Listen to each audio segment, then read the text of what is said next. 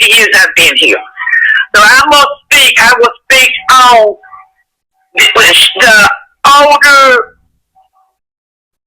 gentlemen on the police and sheriff's department. They had one on there on the department. He was one of the high-ranking sheet wearers. You can look back. This has been some years ago. He actually had an altercation with a black couple at Walmart here. He chased them to Oxford. All right, what's going on, ladies and gentlemen? The woman that you just heard is a 54-year-old resident, as you will soon see, of Henderson, North Carolina.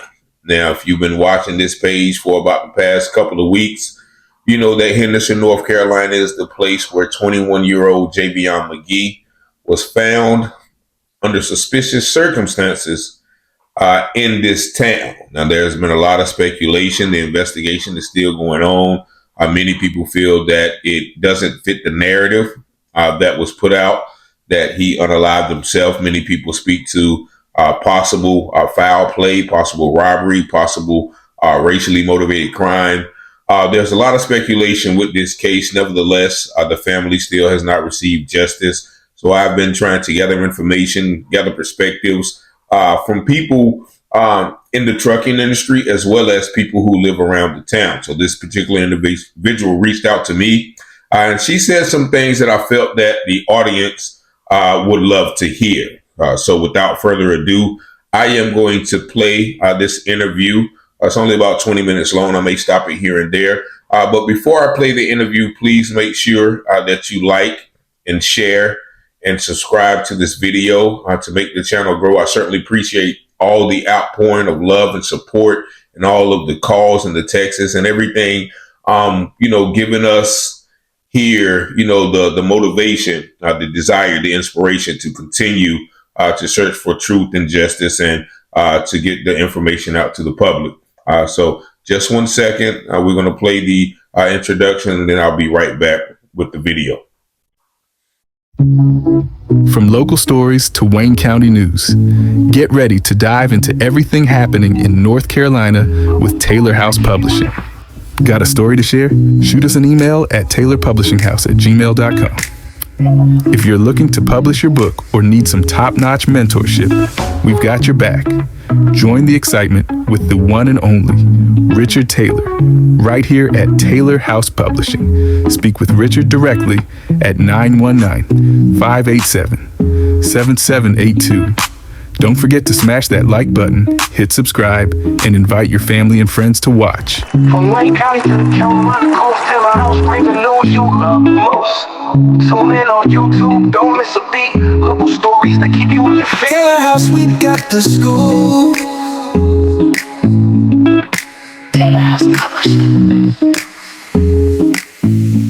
Is friends with my daughter that said that she was at the Vanco Mill gas station that evening, and Mr. Magee had some type of altercation with a white gentleman in the parking lot.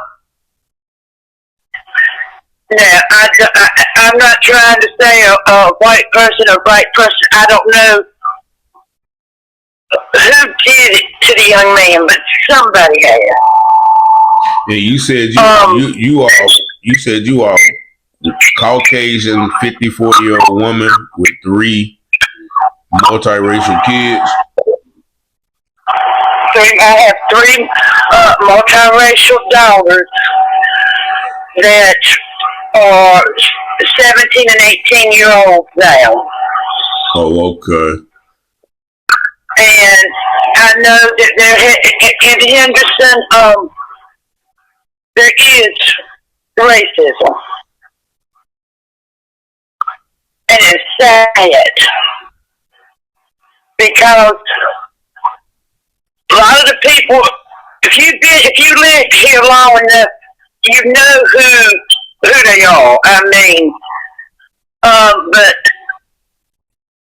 the gentleman, the officer that you spoke with, that was talking about the police department and the sheriff department and corrupt, that was a major understatement. I'm gonna yeah, they are very. If you don't have the right last name and the right amount of money, you catch it. There's people here that can get by with anything. And then you have some that can't get by with jaywalking. So I'm gonna stop it real here. You hear the lady say that she's a 54-year-old white woman with Caucasian children. She also mentioned the fact that it was told to her that Javion got into an argument with the white gentleman earlier that day or that evening, right across the street from that yard at the gas station. Now, another gentleman sent me a video that says he was there the same day that Jaden got found. And he also sent me a video of a white truck that was following him. He's a trucker as well. And I'm going to show you the video real quick.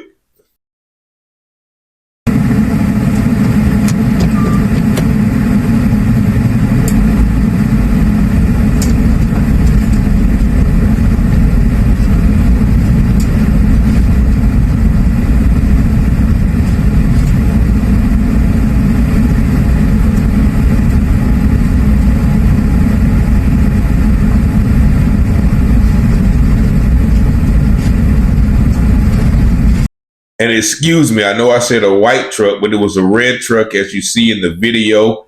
Keep in mind, the young lady that I interviewed Monday also mentioned a red pickup truck. And watch this as well. He killed himself, and some people are saying that he did kill himself. I don't agree with those that say he killed himself. Okay, me I neither. agree with those that, believe he was happy. He had a life. He had a whole life ahead of him. Why would he do that? Red pickup truck. Everyone I see, I always, Where's the red pickup truck? just went down the road. Okay, appreciate you. So that pretty much adds to the narrative of, possibly Jaden, got in the way of somebody on the Javion got in the way of somebody on the highway, and they followed him around town, got in an argument, and this may have led to his demise. But nevertheless, we're going to continue on. We'll discuss that at a later time. So, but I'm gonna say Mr. Brain, I've known him since 85. It's 1985. He's always been straightforward. But he can only do so much when the people under him in the department do and fix and get their ducks in a row before they get it to him. Because you said, why did they wait so long to release a statement? Yes, sir. When I'm trying to think back on the days of the week. The day that it happened, and the morning that everybody started coming out about the police department did and police department. Our police department released a statement on their Facebook page that day. Yes, this incident did happen. We do not have an investigation going on because it is out of our jurisdiction. It is being handled by the sheriff's department. They put that out the same day. It took 3 days for the sheriff's department to put out any statement or anything pertaining to it. Yeah, I think I remember that. Why would it take this long? They could have did just like the police department took 5 minutes, wrote a statement on their Facebook page. I said like that, but it's their website. How hard was that? Would that have been? All right, there you hear the lady talking about the amount of time that it took the Vance County Sheriff Department to hold that conference, or to speak about it. The police initially on that Wednesday acknowledged the event happened and absolved themselves from responsibility, saying that it happened in the county.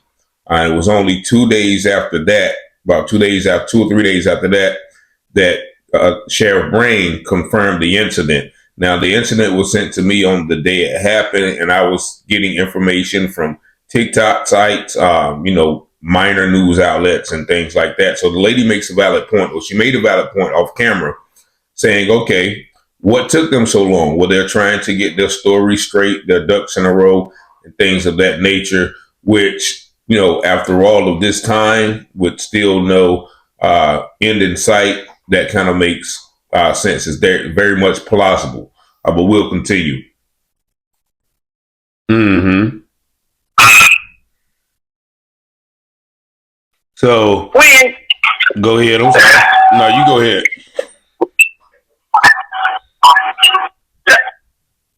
My thing is, I'm going to go to the deputy that lives across the road from where the incident happened. Okay. See, nobody has said anything about that till you brought it out in your last video.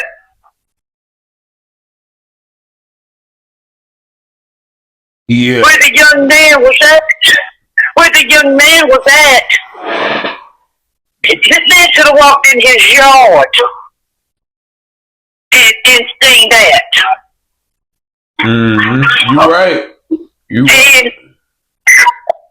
And saying about the Brady thing that gentleman was on. With the final stuff that ended up getting wrote on paper, there was a whole lot more to that than got put on paper, because I remember when it happened. Now, the deputy that she's talking about is the deputy that lives at the location that I showed in my previous video. Now, I did receive a phone call from members of that deputy's family, and that deputy that I stated that was on the Brady list was William Randolph Curran, right? And he was a former detective sergeant in Vance County. However, this individual told me that this other officer is not William Randolph Curran, but he's another William Curran, William C. Curran. And so the individual that gave me the information had looked up, that name and associated with this address. Now, also the person told me that even before my video, people were saying the same thing, that sheriff who stays there is the same sheriff that was put on the Brady list. Now, the Brady list is for sheriffs and police officers who've done incredible things or uncredible things and committed violations or even crimes. So this individual told me that sheriff who stays there is not a sheriff of Vance County, but a sheriff of Franklinton. And they are now, even though they have the same name, they have different middle names. And someone did send me some information kind of corroborating that there are two William Currens in Vance County, and both of them happen to be law enforcement officers. Nevertheless, still, that does not discount that that deputy or that officer could have walked out in his yard and seen that body any given time. Or I'm pretty sure he probably has cameras. Most deputies who work in law enforcement, even if they stay in different towns that they work, they probably, have security measures to protect themselves because they do have a dangerous job. And, people who they have locked up or pulled or whatever may, they may be a target of those individuals. But I did want to stop right there and point that out, that William Curran who stays there is not the former detective from the Vance County agency that is placed on the Brady list. So let's continue. Okay. What happened? At that time, it was a group of officers that they would know. You know who deals in this town. You know that. But they would sit and set the folks up. But when they would set them up to bust them, a lot more of the stuff didn't hit the evidence locker than ended up wrote on paper. Okay. A whole lot of items did. Because that was when that happened, that was a real big thing here in Henderson. Because what did show that, and if that officer did enough of that, it ended up on the Brady list. What else could he know or be sit and watch and look the other way on? Now, what she's referencing is the officer who was on the Brady list. He was found to have been taking guns from raids. And as she mentioned here, they would be arresting people for drugs or whatever the case may be. And the evidence that they arrested them for will be much less than what they actually got. So they will list certain items, but also keep other items off the list to assume them as their own property, as you see why he's up there. And also, as you see, if you're from Goldsboro, North Carolina, Wayne County, where Mike Cox used to do the same thing. Mike Cox is a deputy that just got convicted today of drug trafficking and wire fraud. So these things do happen more often than not, as you see here. She's going to tell you about some other officers as well in the past in this county that have done some questionable things. You right. Because where his house is, if he's got a doorbell camera, or like one of them little cameras that when Amazon or UPS delivers packages, he can see it. What does it show? Take 10 minutes and go back and look at it and see what it shows that night. Yeah. None of that has come out.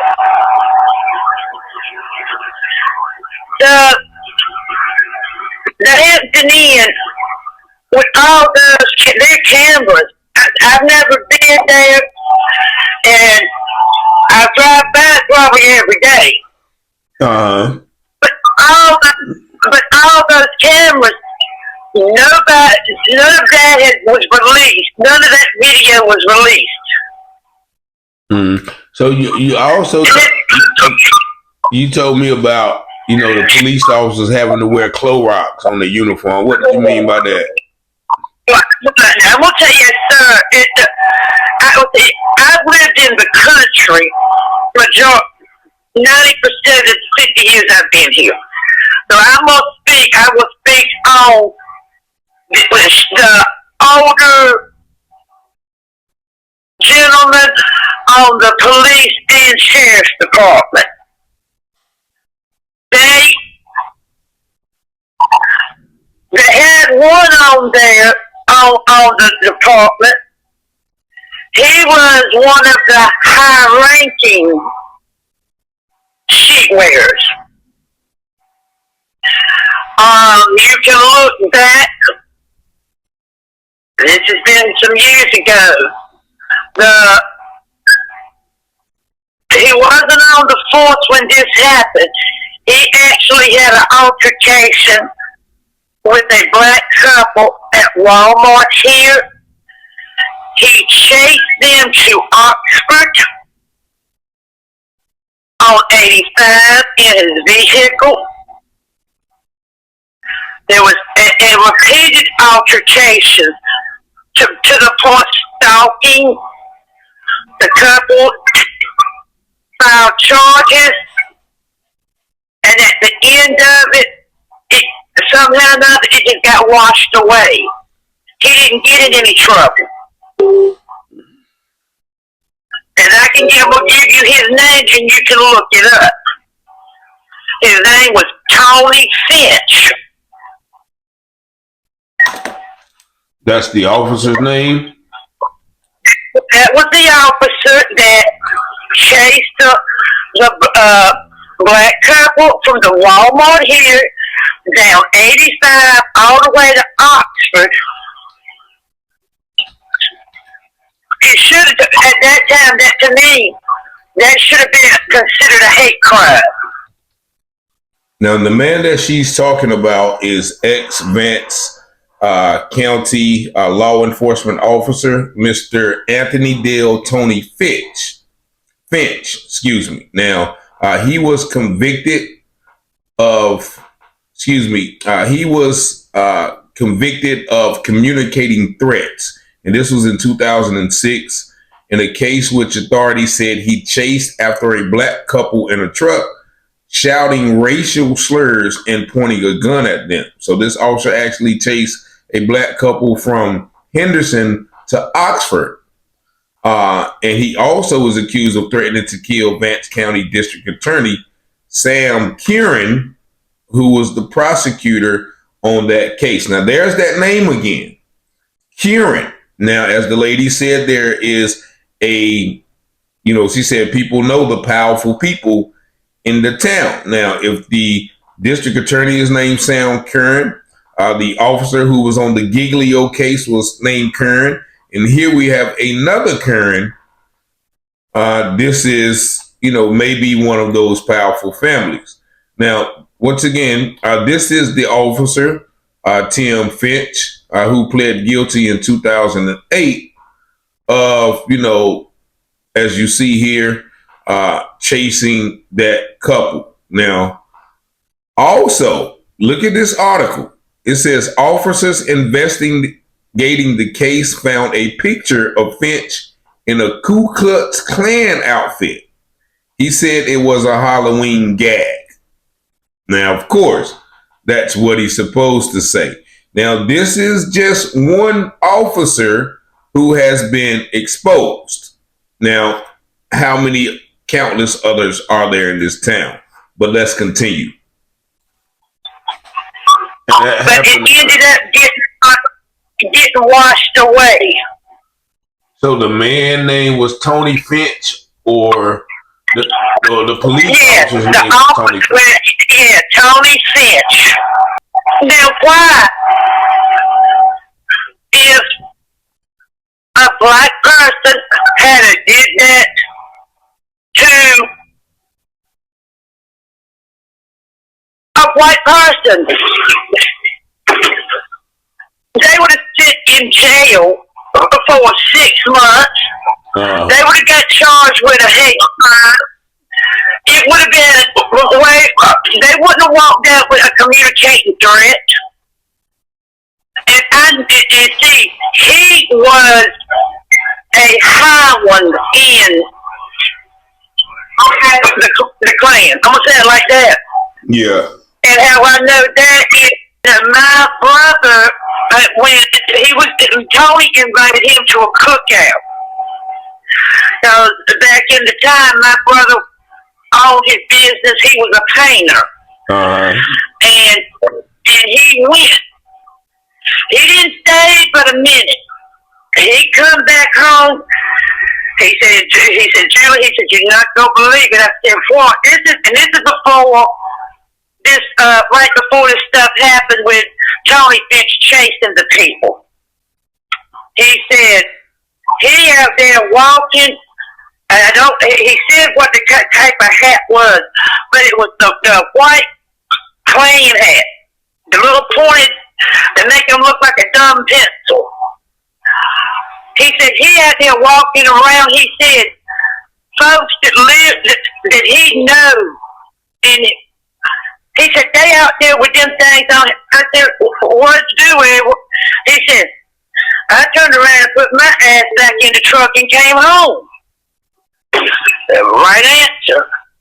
I said, So there you have once again her speaking of Tony Finch having a cookout, and she said this is right before that happened, which happened in 2006. So this Tony Finch invited her brother to a cookout, and he and members of the cookout were walking around with the white hats with the pointy tops. Now that's what she said. Now, of course, the article turned up a picture of Tony Finch in full Triple K regalia. And so he said it was a prank, but if you and all of your friends have those hats, then it's definitely not a prank. It's definitely culture. But let's continue.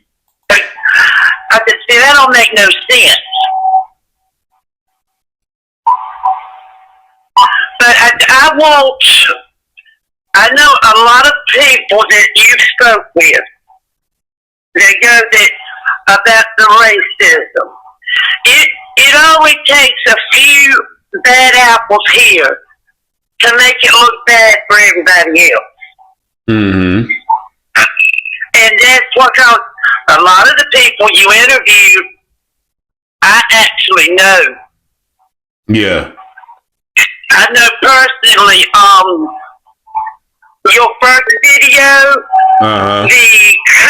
the couple that you interviewed in the parking lot at the courthouse. Yeah. That young man, I've known him all his life. I was best friends with his mother. Okay. We worked together. Okay. I watched that young man grow up. The young lady that you interviewed that was putting the balloons on the tree. She actually calls me Mama. I know her. I've been friends with her mother for probably 10 years off of Facebook. So a lot of people that you interviewed, I'd be like, now look at there, look who I see, But a lot of the places that you went to, the two smoke shops. Yeah. Some people say here in Henderson, white folks better not go there. They go get this, they go get that. I'm like, yeah, I go down Andrews Avenue 3-4 times a day, right past both of them. And if I need something from them, I'm gonna pour right on in and get what I need. Okay. Because when I see anybody I know, my first response is, "Hey, honey, how are you today?" And when I leave them, I tell them I love them. You never know when the last time you're going to see somebody. You're right. And it needs to be, I'm not saying, so any of the people that, that you've talked to, the bail bonds and people,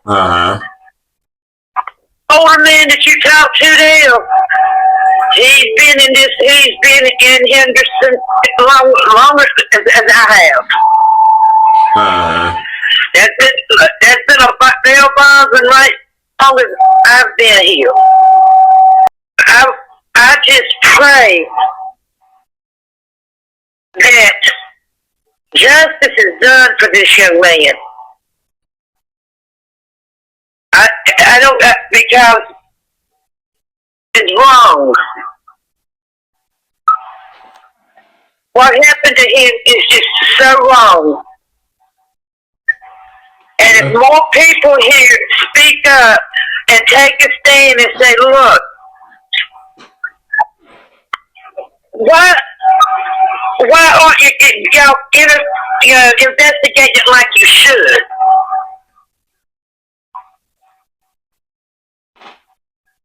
You right. Because if that tree branch broke and he fell because of his weight, then that would not have been enough of an impact on him to break his neck. Yeah. Because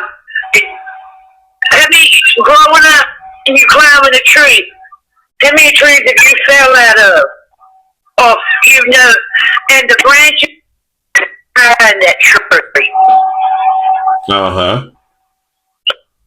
If he fell now, it'd have been different, if he was up. And another question,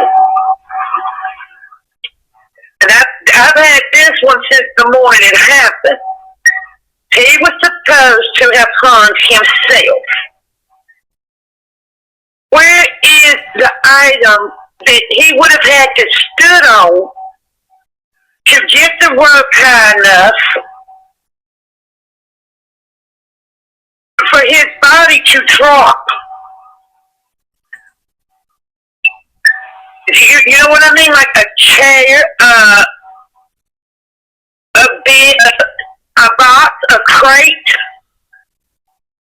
There was nothing. And so there she brings up two valid points.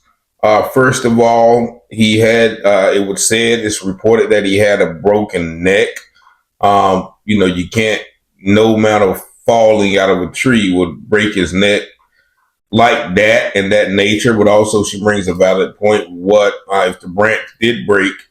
Where was the item that he was standing on to make the noose drop? Now, of course, now from the timeline, they said the rope was wrapped around his neck 11 times. Now that is not hanging. That's a strangulation. That's a strangulation tactic.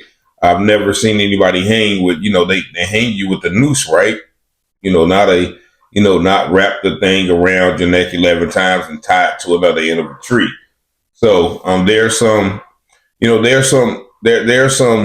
ambiguity with this investigation. As she mentioned, it doesn't seem like the police are investigating it to the fullest extent. Like I said, I think they're just going with that narrative. But, luckily the family has put out the information of some things, and we've been able to uncover some things that doesn't fit that narrative. So, I don't know what they are intending to do with this, but we're going to continue.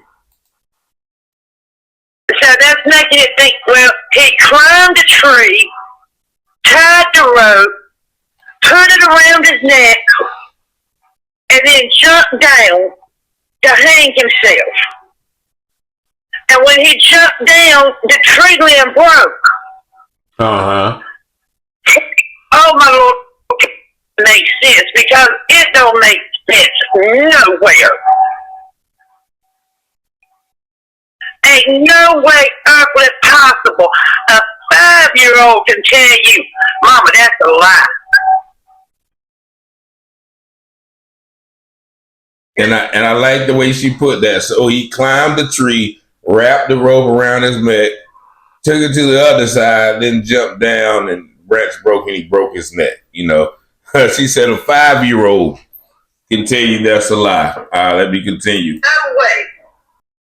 No way. And at any time, the spot that they just showed on the tree that looked like blood between the bottom branches, by chance did they take a swab of that to send to see if it is in fact blood, if it was his blood or another person's blood, probably not. But any dummy can tell that. But I know when you did the video, you referred a red septum. Anybody could look at that and see that that is blood. Did they test it? I don't know. Why did they leave so much of that blue rope laying out there in that field like that? Did any of them walk over there to that white building and check it that morning to see if any homeless people or anybody stayed in that building?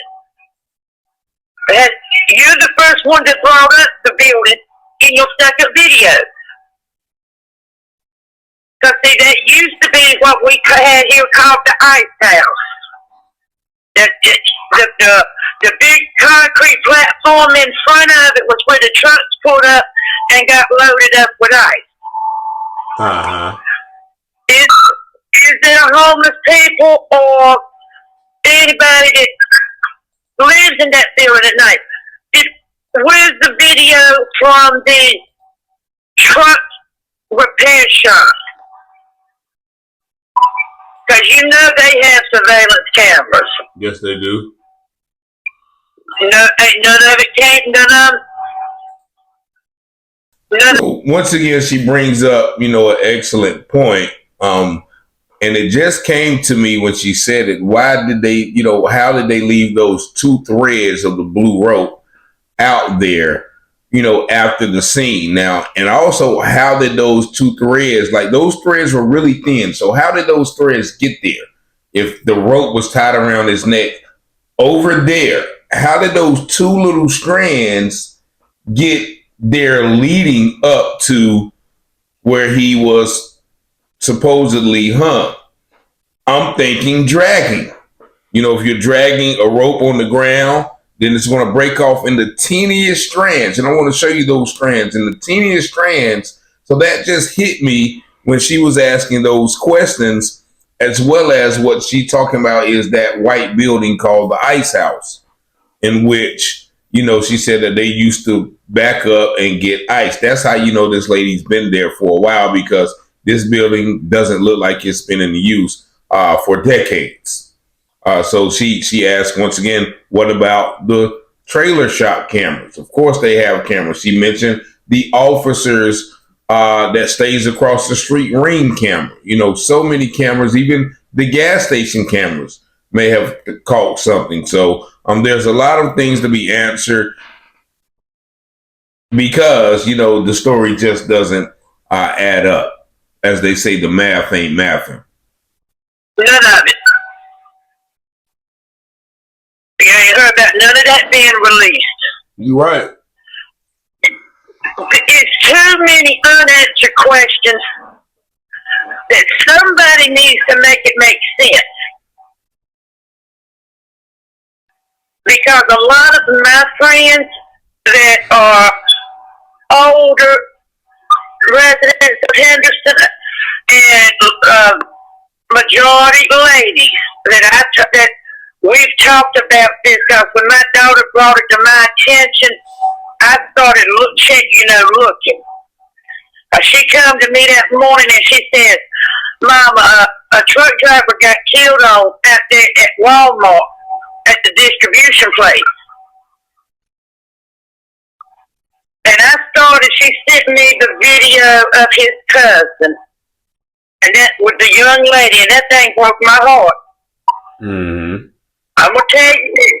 And I started looking and checking and asking, the lady I know actually lives she lives at the entrance to the distribution place that owns Vanco Mill Road.